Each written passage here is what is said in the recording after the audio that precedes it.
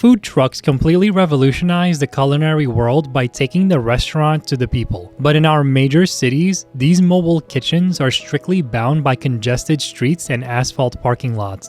As we look at the vast, underutilized network of rivers and canals cutting through urban centers and cities around the world, there's the question of how could we take the mobility of a food truck and scale it into a self-sustaining floating restaurant that's able to serve different communities along the water? When shipping companies upgrade their fleets, their retired steel barges are often sold off, sometimes for as little as $80,000. These massive floating foundations are structurally sound and offer so many possibilities. In New York City, a visionary project called Swale proved that an old barge could be converted into a traveling public food forest.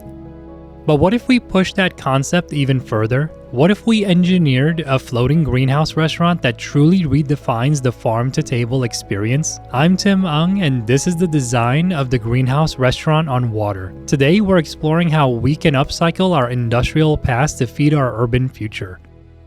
Approaching this floating restaurant from the dock, the design immediately establishes a dialogue with its environment. It features a refined industrial aesthetic, wrapped in a beautiful natural wood rain screen siding that can withstand the harsh moisture of the river.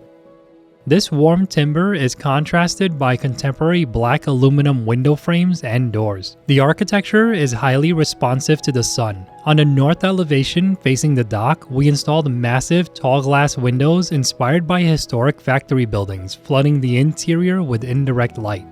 However, on the sun-facing southern elevation, the windows are intentionally shorter. This simple, massive design choice drastically reduces the harsh solar heat gain entering the building during peak afternoon hours. Looking at the restaurant from above, the roof is a powerhouse of self-sufficiency. The southern pitches are densely packed with a high-capacity solar panel array and solar water heaters. These systems generate the electricity and hot water required for the commercial kitchen and accessible bathroom, storing excess power in heavy-duty battery banks hidden safely beneath the floorboards in the steel hull of the barge. Managing the climate inside a commercial space entirely encased in glass is a massive architectural challenge. We designed this building to breathe. Above both the restaurant and the attached greenhouse are large glass skylights equipped with automatic ridge vents. When the temperature rises from the sun, that hot air naturally stratifies and escapes through the open ridge vents at the peak of the roof. This creates a powerful negative pressure vacuum inside the building.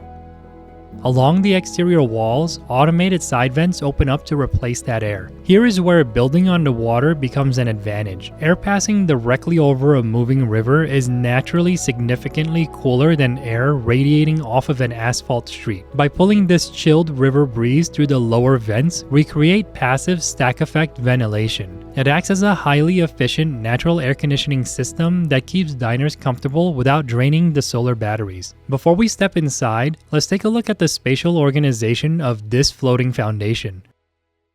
The total footprint is highly optimized. We have a 1,250 square foot primary restaurant space paired with a 600 square foot attached greenhouse located on the eastern edge of the barge. Stepping into the greenhouse, you are immediately surrounded by life. The space is bathed in natural light pouring in from three sides of expansive glass and a skylight above. To manage this light, an automated blind system acts as a dynamic thermal envelope, deploying to diffuse harsh summer glare and closing at night to insulate the garden against the bitter winter cold.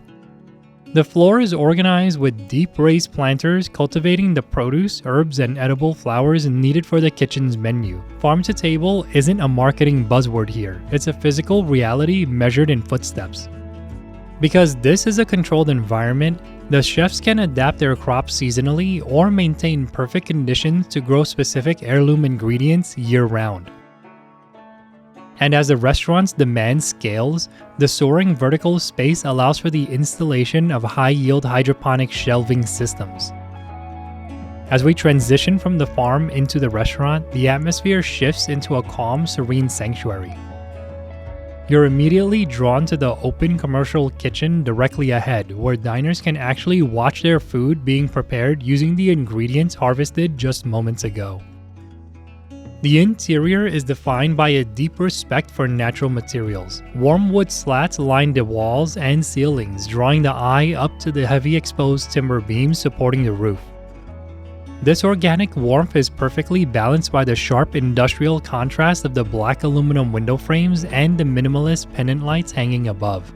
The layout is designed as a highly flexible cafe concept. At the center of the room, solid wood tables and crisp white chairs offer space for large groups to gather. Along the perimeter, individual tables provide a quiet space for remote workers to open a laptop bathed in the diffuse light of the factory-style windows. When we reach the far western edge of the restaurant, the formal seating dissolves into a relaxed lounge area. Filled with comfortable sofas and reclined armchairs, this is the ultimate space to sit back with a cup of coffee, feel the cool river breeze, and watch the boats drift slowly past the glass. As our cities look for ways to expand public amenities and reconnect with their shorelines, we have an incredible opportunity right in front of us. Repurposing an abandoned industrial barge into a self-sufficient greenhouse restaurant entirely removes a massive piece of steel from the scrapyard. Instead of generating waste, it generates life. It becomes a nomadic culinary destination that can travel through the canals, providing fresh, hyper-local food to different neighborhoods while running entirely on the power of the sun. This is the architecture of tomorrow. I hope this project sparked your curiosity about what we should build next, and consider subscribing for more architecture design ideas like this one.